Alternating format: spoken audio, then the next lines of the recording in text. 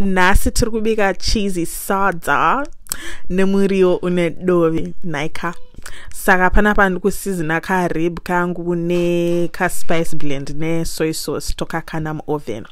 And then tova tafraya ma onion ka domasi what ne tuma spice ne salt ne dovi tozvisiya zvichibika nditika tova takanda ka spinach, baby spinach netumvura tosiya zvichinyatsoshanyira zvichinyatsoita ka soup what you know.